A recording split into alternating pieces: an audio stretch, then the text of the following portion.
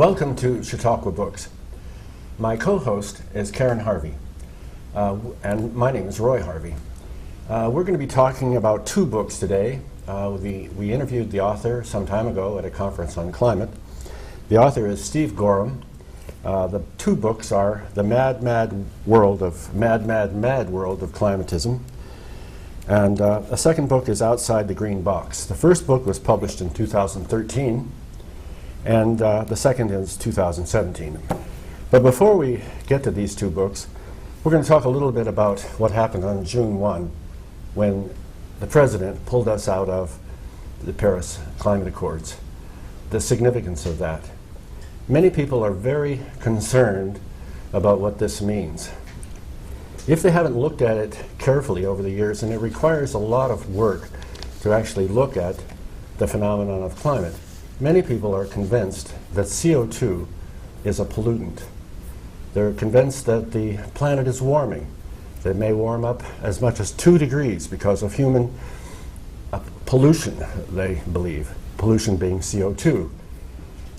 And this is actually an incredibly false narrative. CO2 is not a pollutant.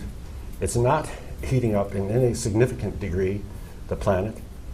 And further, the amount of human involvement in producing CO2 is not heating the planet.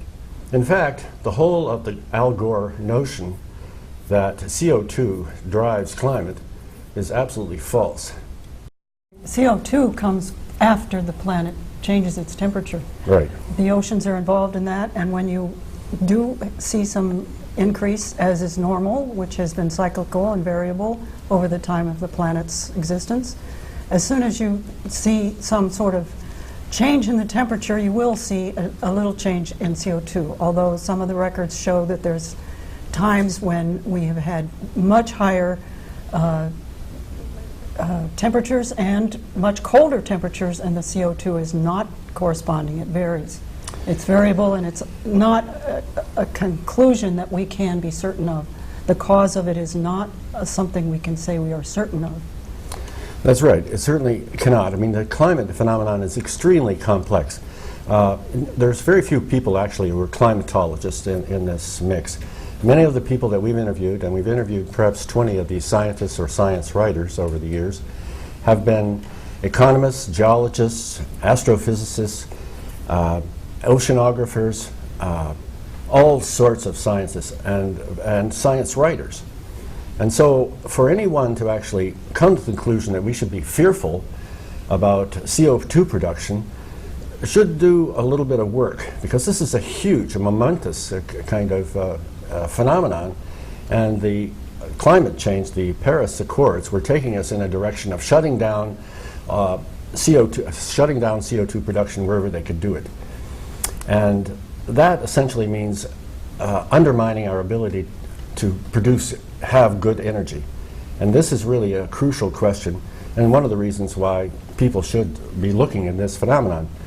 Do you want to add anything to that, to the Paris Accords and the significance of that? Because in my view, it was a heroic effort on the part of President Trump to actually say no to this accord, which essentially posed an extraordinary tax on the global population and limited their ability to produce energy, all sorts of energy, and then pushed the various countries into wind and solar.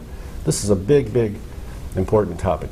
Well, energy was the key link, that they were trying to change things by controlling energy here. And this country was cooperating, having put in nearly $1 billion into the Green Fund. And the Green Fund was not something that the rest of the world participated in. You can look at the charts that are up on anywhere, and it says 0, 0, 0, 0 across the board what other countries have contributed. The United States has contributed a great deal of money to that, and it was then relegated to a group of bureaucrats, unelected, who basically were making decisions about the energy directions we take in this country, because by complying with the directives of the Paris Accords, we were giving up sovereignty and economic rights to our direction, our policies that are very important to the development in this continuing process. Now, this book, Outside the Greenbox, Rethinking Sustainable Development, is a very broad drawing, a very accessible drawing of the issues. And the issues on both sides are shown by this author, Steve Goreham. He's put this book out for the public, but also for businesses who find themselves in the predicament of being committed to what we call sustainable development. And the definition of sustainable development is worth looking at. It's not a question that should be taken lightly, because we've seen development of mankind over the last 200 years, and that development involves a great deal of use of resources and energy, and the growth of human population, production, consumption, and of course the development of various energies. Now, sustainable means that it's a notion that the production, the population, the pollution, and the climate destruction due to man's existence has caused put us in jeopardy as our civilizations continue to grow. What Gorham points out is that societies do use materials, do struggle to lift themselves from bare survival by using materials and thus polluting their environment. But as they grow and develop, as they become mature nations, that pollution diminishes and that population stabilizes, and that ability to dispose of industrial waste becomes more and more possible. Once we have a certain level of development in our civilization, in our nations, that curve that goes up in terms of destruction and pollution begins to swing over the top of the curve and back down, and that's a concept known as the environmental Kuznets curve. Simon Kuznets won the Nobel Prize for his analysis, his economic analysis of the development of nations. And this 20-nation study has proven pretty much that as civilizations mature, because you can look at a primitive civilization, and what happens when you do that? They're burning down their forests, they're slash and burn, essentially destroying their own environment as they develop. There's another caveat to that, though. I mean, if you have the EPA in 1971 that came into existence under Nixon, it was great, it was important. I mean, they addressed some of these problems. We have brownfields because the EPA didn't get to those kinds of things, and that was the important role of the EPA, which during the last 40 years has really changed to be a different role of not being so much concerned about the environment, but shutting down what they perceived as negative impacts. I want to get back to one question, and that is this fear that exists in the general public about the significance of the pulling out of the climate accords, the Paris Accords, and that is that, in fact, since about 1999, they discovered that the planet is not warming. It's cooled off. It's cooled off for now 20-some years, and but the CO2 has continued to rise, and so it shows that the correlation between warming and CO2 is not true.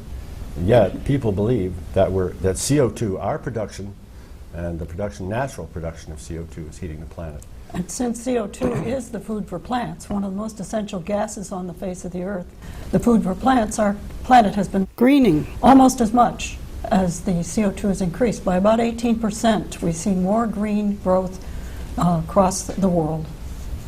So get back to Steve Goreham, our author here. Why would you've read a lot of different kinds of books here on climate in the last 4 years now. We have Power Hungry, an excellent book by Robert Bryce, and it deals essentially with wind a lot and the inefficacy of wind. We have another, The Neglected Sun. It's a German book, but it shows the important, absolutely crucial role of the sun in climate, which is not part of the IPCC scenario.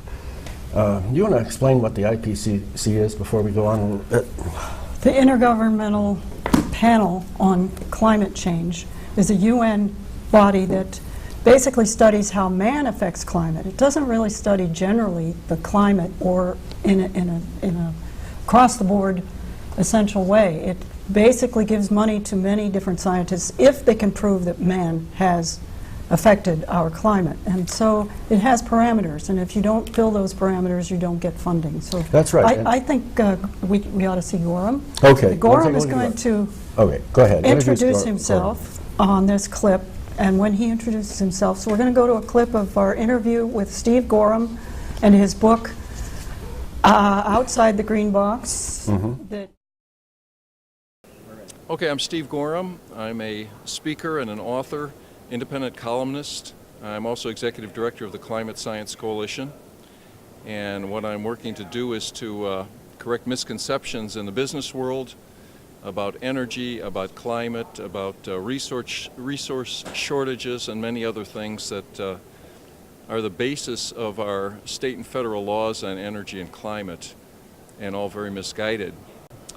Well, it's going to be a battle. There's going to be tremendous pushback from environmental groups, from California and other states, from many of the folks that have been proposing and trying to put restrictions on energy use across the United States for many, many years now. But the evidence shows that energy use does not cause pollution, does not harm the planet. The nations that use the most energy have the lowest levels of air and water pollution.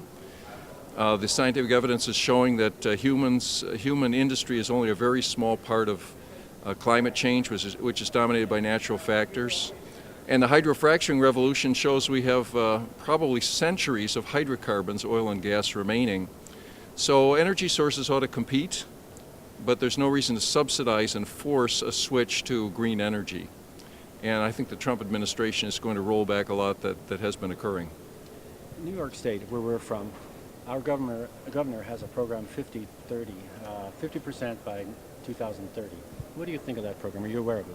50%, is that renewables? Renewables, sorry. Well, what that's going to do is raise the electricity rates for people in New York State. We have evidence in Europe that it's rapidly increasing the cost of electricity. As I'm going to present on Friday morning, the top 12 wind power states in the U.S. have had electricity rising at a much faster rate than the country because transmission has to be built. That's the one thing that we know renewables do, is raise the cost of electricity, and that of course hurts lower income folks. And on the other hand, it's not going to do anything for the climate. There are 2,400 coal-fired power plants in planning or being constructed across the world right now. China is constructing 1,000. India is constructing 400. Even Japan's building 45. What you do in New York State isn't going to have any effect on global temperatures, but it's going to raise energy prices for New York citizens.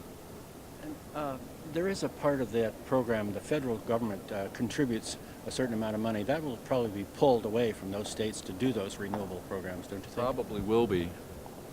Do you know, can you give us a sense of what states they are? And is that essentially a Democrat phenomenon, Democrat states, or what's going on there? Well, the Obama administration provided many subsidies for solar, for wind, for electric cars, for biofuels, many other things, to the tune of close to $100 billion, $70 or $80 billion over his term.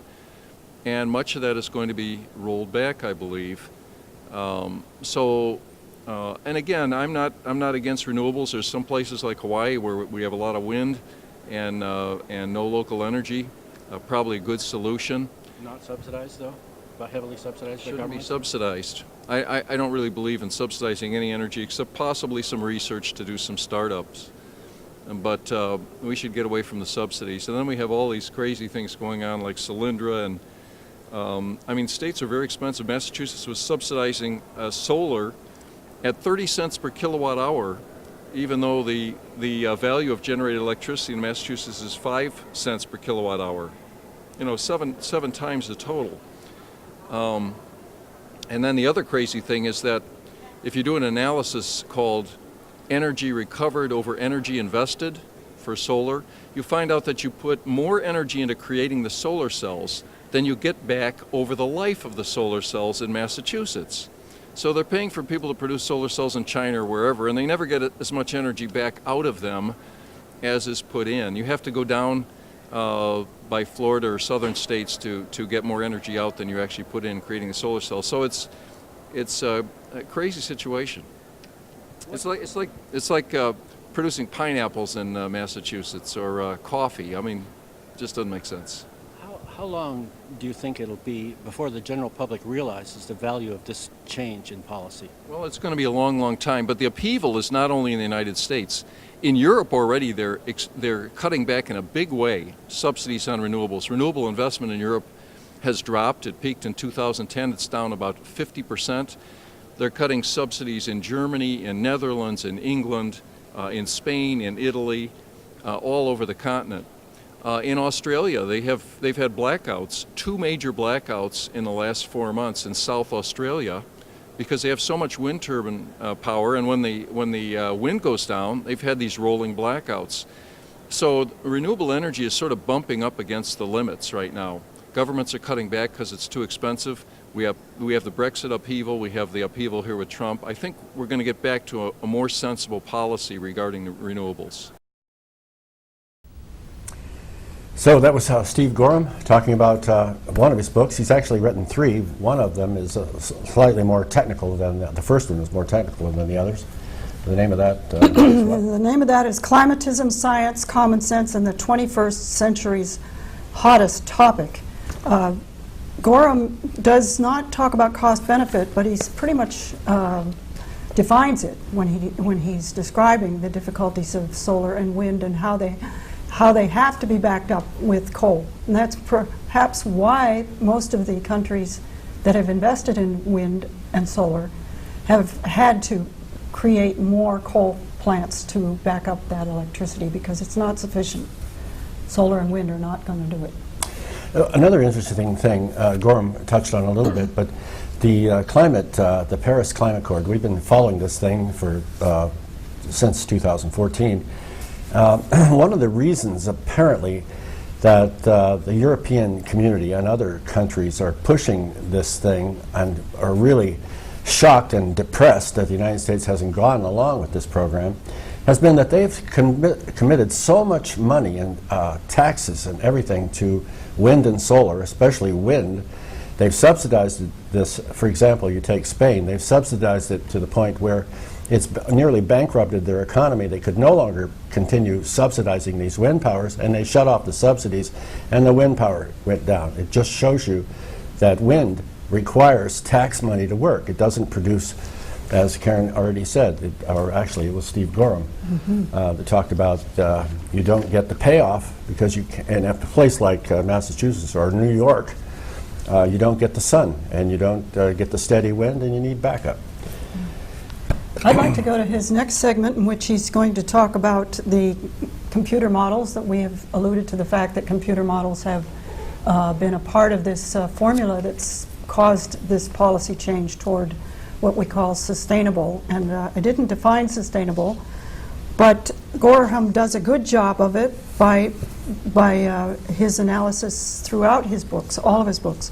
Let's let Gorham explain a little bit more what is going on with the computer models and the changes that we can expect under the new administration to the EPA and to the other departments in our government. Which change in our government with the Trump administration is, we're told by the media that the world looks on it negatively. What's your take on that? Well, I think the world does. We have now 190 heads of state of the nations of the world who signed the Paris Climate Accord in 2015, and they all say they think humans are causing dangerous global warming. Despite the fact that we've had very little warming over the last 20 years, all the climate model projections are much higher than the actual warming that has occurred.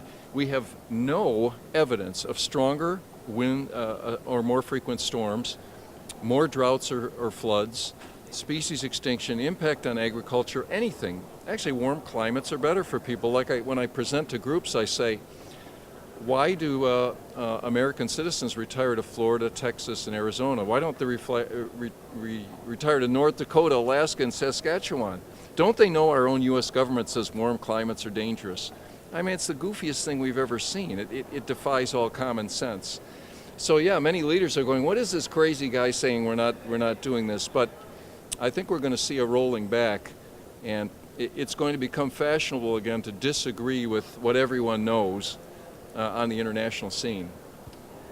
Can you give us a sense of the kind of changes that we might expect in EPA, the Department of Energy, and the other? Yeah. Well, already, if you caught Mike Mulvaney, the White House Director of Budget, a week ago, he said, well, regarding climate change, the President's pretty clear on that. We're just not going to pay for that anymore. And they've already talked about, they presented a budget cutting $3 billion from EPA's $8 billion budget. They're going to reduce climate funding in NASA and NOAA. They're going to refocus NASA toward space exploration instead of doing these climate studies. The State Department, which probably means cuts to the Paris Climate Accord, the International Green Climate Fund. The Clean Power Plan is going to be halted. The administration is going to attempt to roll back the corporate average fuel economy standards. There will be big legal fights about that.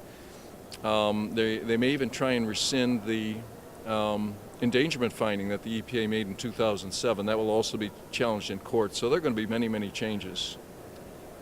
Many people, I'm sure, are fearful of what they anticipate the EPA is doing in terms of clean water and clean air. Can you speak to those questions? Yeah, well, that is the key. We need to focus on real pollution,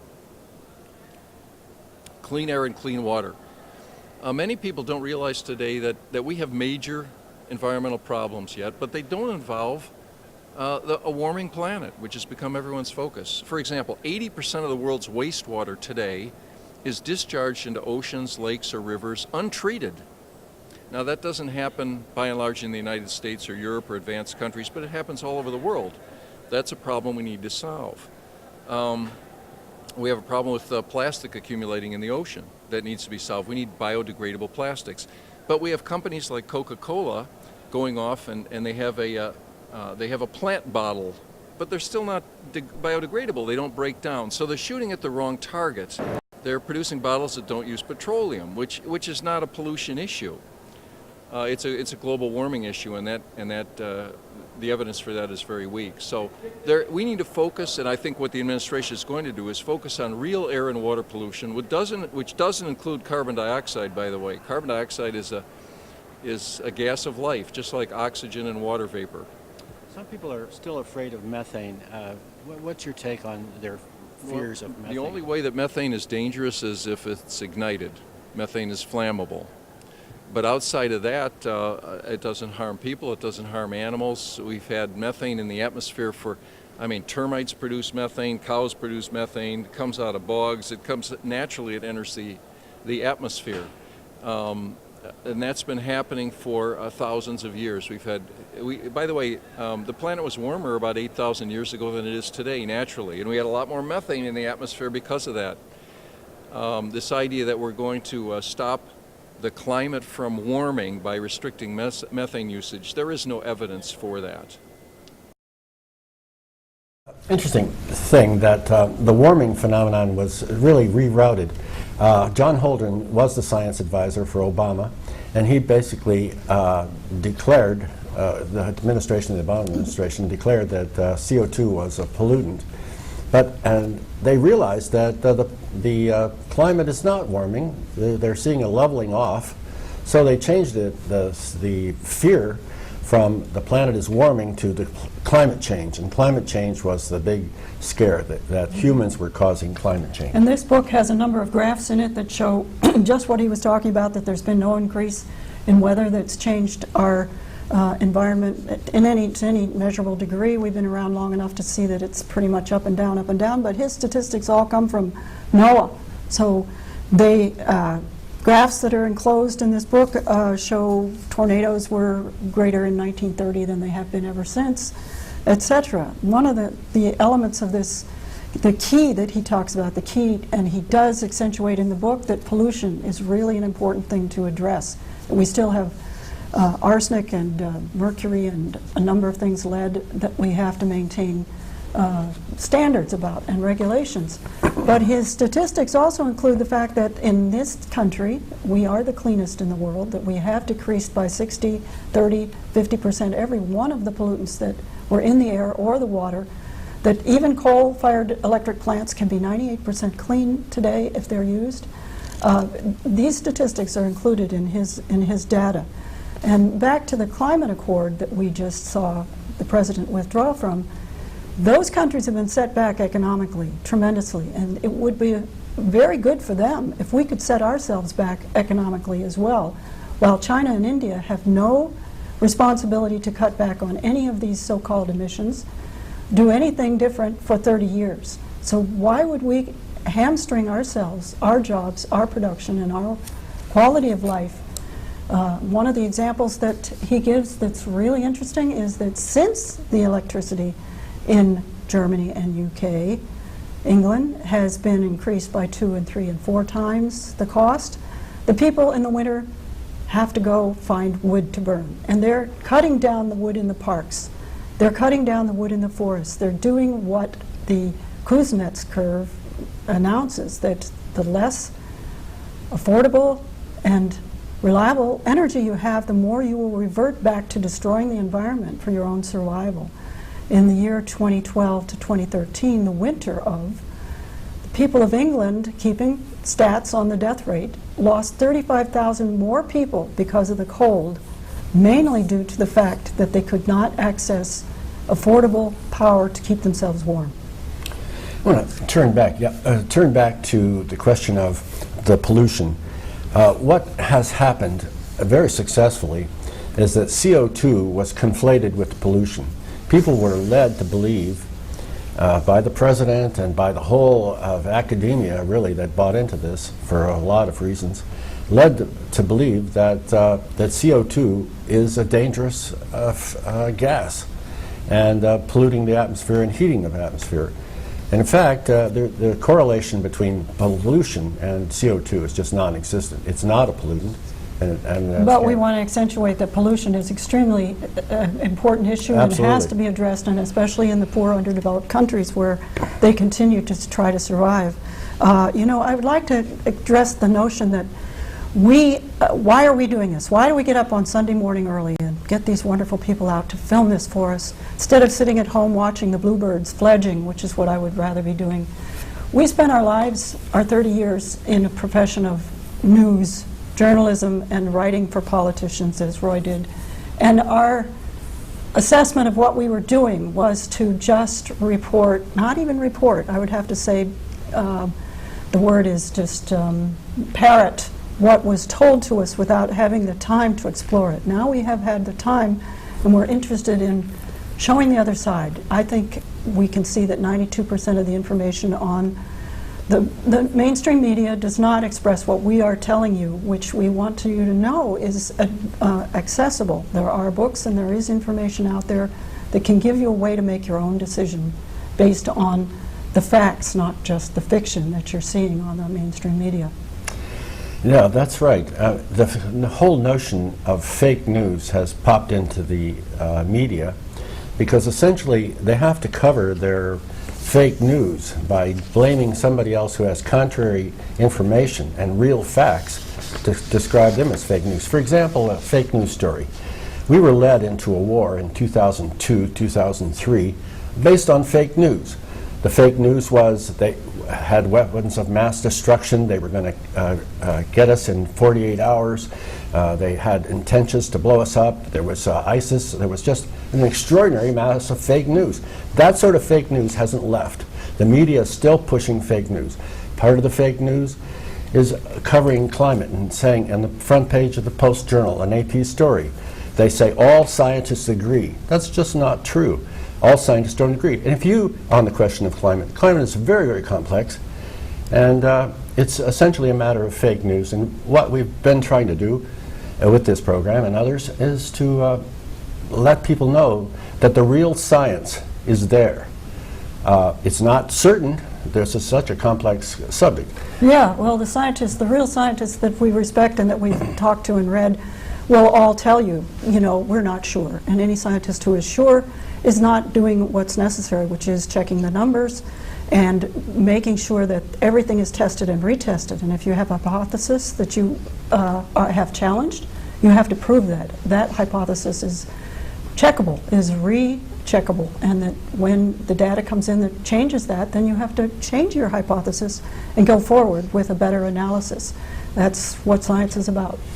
Just a couple of weeks ago, we went to a conference in, not a conference, a demonstration in Buffalo, where they were, it was for science, a demonstration for science. And among the people there, the speaker was Michael Mann. Michael Mann is a famous fellow, famous for the fact that he created the hockey stick. It was based on dendritic analysis of tree rings. And it's a totally false story. There have been books written about the fallacious study. Michael Mann's thing was called the hockey stick, and the temperature was relatively flat until mankind around 1900 started producing CO2, and all of a sudden the temperature went up astronomically, and it's just going to keep on going up according to this scenario by this professor, Michael Mann. We tried to interview Michael Mann in Buffalo. We asked him one question. The simple question, the fake news question, which was, what are you doing here, and that sort of thing. And of course, you don't have any analysis to say what he's doing there is true or not. In any case, we asked him a second question. The second question is, how is New York going to actually supply the energy that it needs by 2030 if they're going to rely 50% on solar and wind is not working and has no good track record of working, and it's way too expensive. And he got up and left. He ran away. And that's the essence of the fake news that's put forth by Michael Mann. And the only book that this man's written is a cartoon book with the cartoonist Tolley's. If you want to see real science, there's a lot of it out there. One of the greatest books around is Heaven and Earth. It's by Ian Plummer. Yeah, and if we have 3 hours, someday if we have 3 hours, we'll review this book, but it's got, I think, 20,000 footnotes. Mr. Gorham's book has 1,000 footnotes, and they're NOAA and NASA and even the IPCC. The IPCC does some studies and has good scientists, but those studies are not in the executive summary. They're not in the analysis and the conclusions that go into the press releases. The press releases on the withdrawal from the climate conference are pretty minimal too. And reading the president's speech, you would find some very interesting things that you didn't see in the regular press, like, here is the president. I have one obligation, and that obligation is to the American people. The Paris Accord would undermine our economy, hamstring our workers, weaken our sovereignty, impose unacceptable legal risks, and put us at a permanent disadvantage to the other countries of the world. So we will exit it at this time. It is a waste of our money. Another interesting thing about this, the Paris Accords, is this fund. What was the name of the fund? The Green Fund. Green Fund, pretty obvious. And that's a huge amount of money. I think it was well over $1 billion over the course of the... Well, it's projected, and as he mentioned in his speech, it'd be $250 billion that we will be contributing if we follow the guidelines of this. Now, what could $250 billion do besides studies of climate impact of man? But yeah, that is true. It takes away money that could be used productively, but also where the money goes is for green energy in Africa and other places to deal with the fact that they don't have competent energy from coal or whatever resources they have, nuclear or gas. And so what it does, this green energy, is essentially finance an inadequate program that's going to leave these people with virtually nothing when their windmills and their solar panels fail to provide the energy for Nairobi, for the countries of Africa. They're going to be even worse in shape. And what are they going to do then? They're going to migrate. They're going to migrate north. They're going to migrate to Europe, who's still using energy. Well, the part 3 of this interview with Steve Goreham on his book, Outside the Green Box, Rethinking Sustainable Development, does address the economic indicators, and it reflects, and we'd like to go to that clip. It also reflects the aspects of his book that he outlines, the 4 horsemen that he talks about, and he explores them on all sides: overpopulation, human pollution, human industry in destroying the climate and running out of traditional sources of energy. So if we could roll the interview, the last segment of the interview with The skeptics were saying, how are we going to turn this around? You know, the general public, we have got no Trump. Now we have a Trump. I mean, it's a huge change. It is really, it's an upheaval. It's terrific. But as I've been pointing out, and I've been talking about this to business groups for a couple years, if you look at some leading indicators, there's a stock index called the RENX index, which is the Renewable Energy Industrials. It has like the 30 top renewable firms. That was set up in about 2000, and it peaked about 2007 and 8 when former Vice President Gore won the Nobel Prize along with the Intergovernmental Panel on Climate Change. But since then, it's dropped 80%. That's one leading indicator. Another is global renewable investment. As I talked about, that grew 30% a year for many years, peaked about 2010. Since then, it's been flat. Another one is carbon market trading. The World Bank would put out a glowing report every year on how carbon market trading was growing until 2011 when the market crashed. Then they didn't issue a report. So that is half the value of what it was. So there are leading indicators that show that this whole push for renewables is probably not making it. It's going to fail. And now we have the upheaval with Brexit, we have the upheaval with Trump, and I think we're going to see many other things occur across the world in a similar way. You've written 3 books on climate, on the phenomenon. And environmental issues and energy, yeah. Thank you. Could you tell us about your most recent book? Yeah, I have a book that's coming out May 1st called Outside the Greenbox, Rethinking Sustainable Development.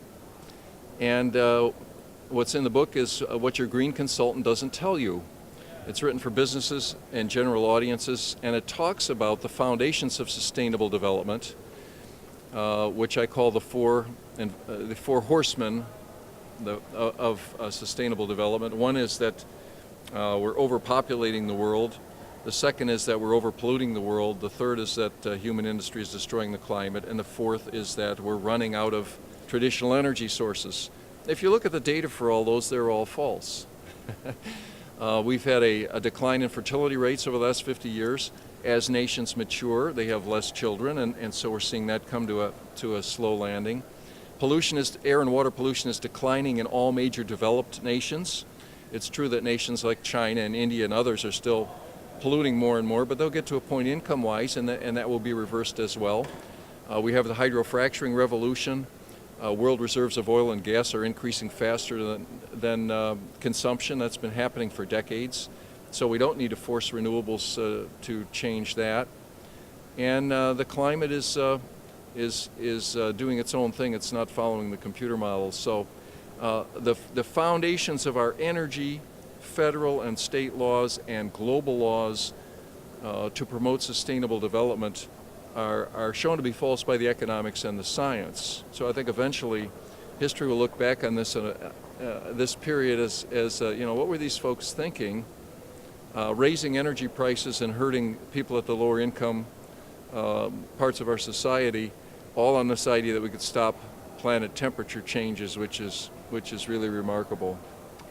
As you know, the 1972 Club of Rome Conference had as its agenda to lower the population, as Tim Ball has pointed out. When they get the full sense that raising the energy level of our country will actually lower, well, do you think they'll stick with this notion of we must decrease population? Because that's the driving force of many of the environmental movements. It's not talked about as much as it was 20 or 30 years ago, but it still is a background driver of the other horsemen, if you will. The United Nations talks about it and makes statements like, well, every time someone has a child, they have a carbon footprint and it adds to greenhouse warming. Or we're depleting resources because we have greater population. So it is a background sort of thing. And the history is terrible. What we did in the 1960s and 70s is that the U.S. Aid Department said, we won't give you foreign aid unless you put in coercive population measures. So did the World Bank. And we had hundreds of millions of forced sterilizations and abortions in China and India and other nations. Very, very sad situation. Yet when you compare nations where forced population measures were put into place versus nations that grew naturally like Brazil or Mexico or South Korea, you find that population rates have come down in all of them. The coercion was not necessary. So that's just a dark stain on human history in many ways, and it should be challenged wherever people say you can't have kids because you're destroying the planet. That's a very misproven ideology. And do you think that the financial cuts to the UN might address this particular problem? Well, somewhat? I don't know. I do think our climate stuff should be, climate funding should be cut to the United Nations. Other things, that's up to the government for people to negotiate. But the United Nations has been a champion of the misguided theory of man-made warming for many, many years because it serves some of their other needs. They have thought that population growth was harming the planet, and one way to restrict and rising incomes and consumption by the United States and Western Europe, we were consuming too much. One way to restrict consumption is to say, well, you can't use energy. You got to restrict your carbon emissions. Another thing that the United Nations has wanted to do is redistribute global wealth from the wealthy nations to the developing nations. And one way to do that is to set up a $100 billion green climate fund. We'll put money in that, it goes to all these nations. So the theory of man-made warming has been used as a tool by the United Nations to further their other objections. Another one is set up world government. They wanted to do that. And the Intergovernmental Panel on Climate Change and a Framework Convention on Climate Change sort of does that. So we need to remove that, and let's go solve the real problems of the world, which are hunger, poverty, disease, lack of energy, real pollution, instead of this. And by the way, the world is spending over $250 billion a year to try and stop the planet from warming. Tremendous misguided use of resources. That was Steve Goreham again, author of 3 books. One of the interesting things that he does is go to various corporations and speak to them about about climate, because many and most of the major Fortune 500 organizations, businesses, have a climate adjunct, usually a vice president in charge of climate. And what he's going to do is make the corporation, whether it's Apple or IBM or whatever, look green. And the way they look green is they subsidize green projects. That's one of them. And one of the projects, for example, is the Arkwright wind project. They couldn't sell this energy at any kind of reasonable price. It had to be subsidized. So they had to wait until somebody would buy this up and subsidize the price, and so they could actually produce this energy. And then the corporation can say, we're green. But what are they doing? What are they doing with these windmills? How green are the windmills? Well, we know that steel is made from coal, and it's usually made overseas, so we don't feel it in this neck of the woods. But the vast amount of steel that it takes and the concrete that it takes to build these units and the rare metals that are not easily found and certainly mined and under terrible conditions are an element that should be taken into consideration in the cost-benefit analysis that would be done, if it were done, and it isn't done, would be that when you consider the cost and the effort taken and the energy to make a wind turbine, you will not replace that within 25 years. And the lifespan of a wind turbine is 30 years. So it just doesn't make any sense. It's a bad deal. And not only a bad deal economically, but it's a bad deal in terms of the well-being, the health of the people who have to suffer them. Some of the people get paid well for putting these things on their property, but then they usually have to move or sell to a gravel pit because they can't live there anymore. I'd like to go back to the hockey stick a little bit. The hockey stick is this graph that was presented. It's a major part of the IPCC analysis that suddenly humans with their CO2 and their industry are creating this global warming, which is not true. But the hockey stick requires a re-analysis, actually wiping out our history of climate. Well, the history of climate, as Gorham shows in the graphs in his book, include the fact that we had 2 miles of ice over our heads right here in this area. Would have been 12,000 years ago. And if you gauge the temperature rise or fall, which is what we're all talking about, it definitely had to rise from minus 30 degrees, which it was for 30,000 years right here. So it had to rise. If you're looking back 10,000 years. If you go back 3,000 years, you get the very serious rise, which took 3,000 years to come to, which was the Manoa warming period, and it was 3 to 5 degrees warmer than it is now. Then it went into a cold period again, and 1,000 years ago, we had the medieval warming, in which, I forgot the Roman warming, that was 2,000 years ago, which was not as warm as Minoan. So you see the temperature goes up and down, up and down. And if you measure it from 1850 on, yes, it did go up until 1998.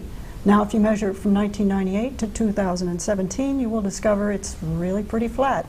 That's not a long time in geological or archaeological terms, but it is a statistic that is now recognized as the pause. So if you have the ability to look at the history, and it's not just the scientific history, it's the historical history, you can see from all the records of shipping and of Viking exploration and of Chinese building the wall and of Hannibal crossing the Alps that there were very warm periods when people were able to benefit and develop and move forward and expand. Then there were cold periods when everything did not go that way. It went much the other way. The cold periods brought famine, starvation, and war, basically. That's what cold periods bring. And you know, the warm period, we're really fortunate to live in a warm period right now. I mean, warm periods are relatively short vis-a-vis the cold periods. I mean, they're long. That is true. The key is to solve real problems of the world, and those are hunger, disease, poverty, lack of energy, and the real pollution, instead of taking these hundreds of millions and billions of dollars to try to study climate, which does its own thing no matter what you're going to do.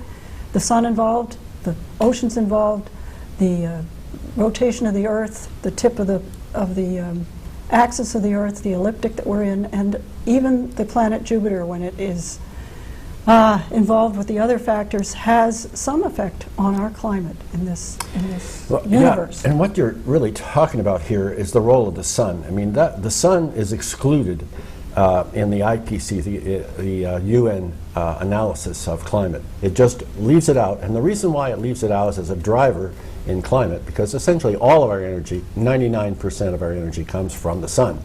The rest of the energy is just essentially the residual heating of the Earth, which was but the sun is just left out of this equation.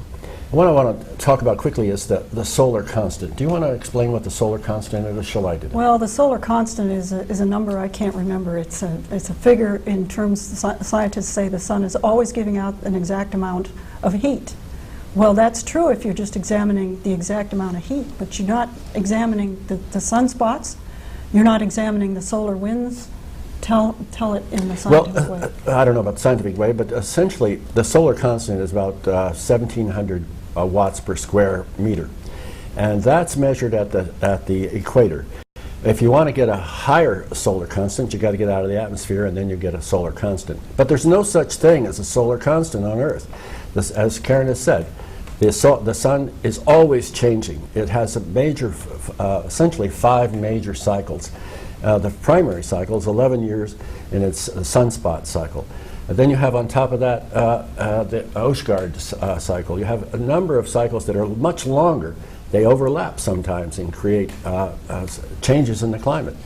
And when you have a hot sun, when the sun is hot, and that's essentially measured by the sunspots. You can tell when the sun is getting hot, and that's been going on since about 1600 when Galileo first noticed them.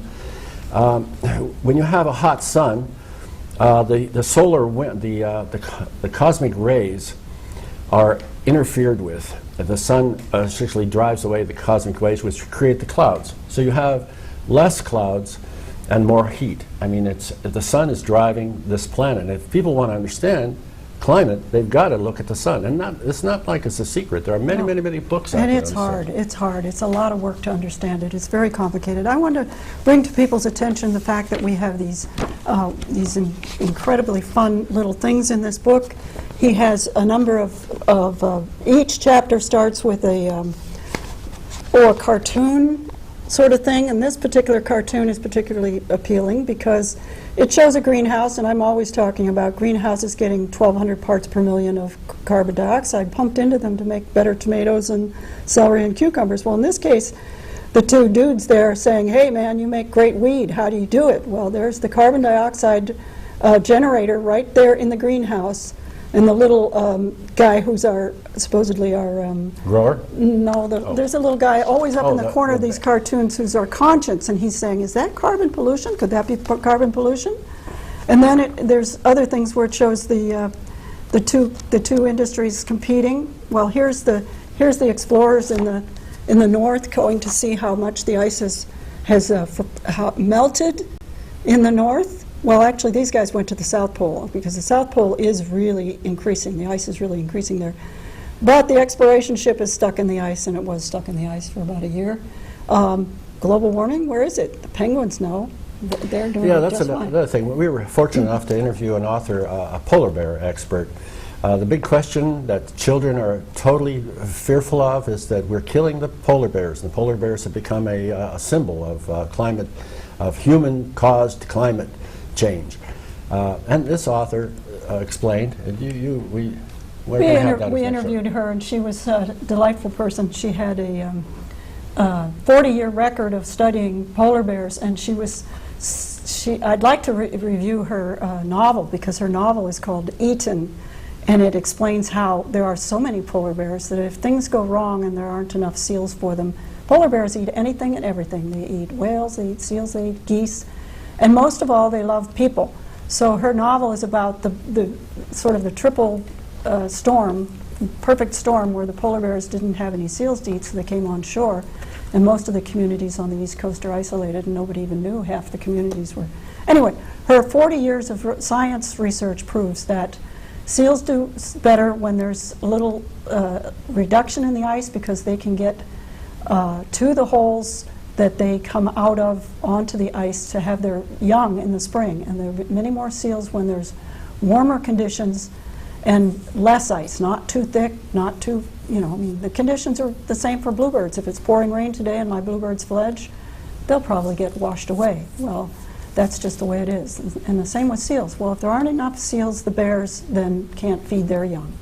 So it's all based on whether the ice is just right. If it's too much ice, that's the worst condition for polar bears. But the biggest of all challenges to polar bears are automatic weapons and snow machines. They were down to 5,000 polar bears back in the 1950s until there were regulations put in place that said only so many can be taken. It has nothing to do with ice, as long as they're not taking as many as they feel like it and the snow machines aren't making them accessible.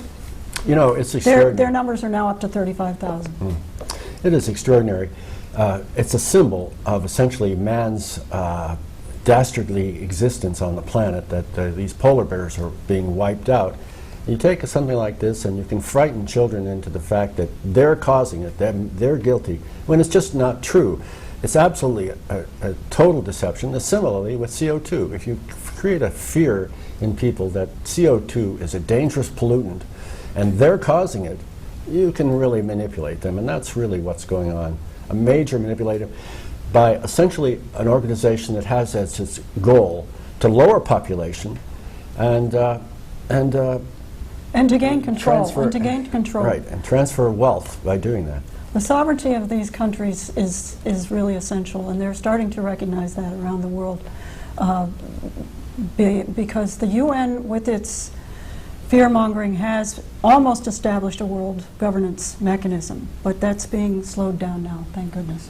Yeah, and another thing about that is this Agenda 21. People perhaps may or may not know about Agenda 21 with fake news dominant, the New York Times, Washington Post, and the rest of it.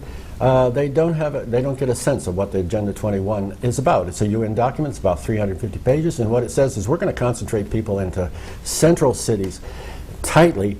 We're going to control their energy production, and we're going to let the rural areas expand. Well, if you really want to let the rural areas expand, you can essentially follow the curve. The Kuznets curve is an inverted U. And the inverted U tells you that as income rises, it gets up to a certain point. When you reach a certain level of income, then all those impacts that you've had on the environment and on the pollution levels decrease. And it's been true for 20 nations that they studied.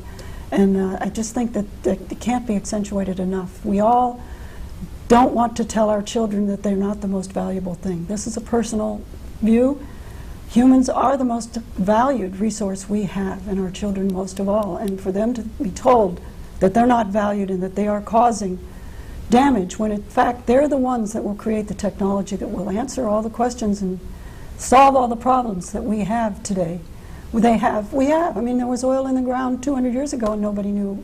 They used it for, the snake oil salesman put it in bottles and we drank it as elixirs. But somehow our ability to figure things out allowed us to find answers so that we could use things and make things better in life, whether it's medicine, technology, transportation, everything, even our environment. We know how to make it better. We know how to make clean water. Let's do it. Let's not blame it on humans. Yeah, it's a little anecdote. We just watched a movie on Melville. It was a movie about Melville's writing the book, Moby Dick. And it shows just about 150 years ago, we were using whale oil to light our houses and so forth. We were in virtually the dark ages, and that was, energy brought that around. It changed that so that we're not destroying the planet. We're not killing all these whales and so on and so on. And without energy, without accessible and affordable energy, life is very short and it's very brutal. And we've forgotten that. It's only been 100 years since we lived in little log cabins and heated ourselves with very sooty wood. Now, soot is definitely a pollutant. It's a big conflation, too. And it's not carbon dioxide, it is carbon. Carbon is a substance that is solid. It's a solid substance, and if it is in tiny... Whoops. We're out of time, Karen. We want to thank you for watching Chautauqua Books. Want to thank Devin Taylor on camera, and Chuck Kelsey, and Chris. Thanks again. And next week, next show, we're going to be talking about those 3 books, the polar bears. So thank you for watching Chautauqua Books.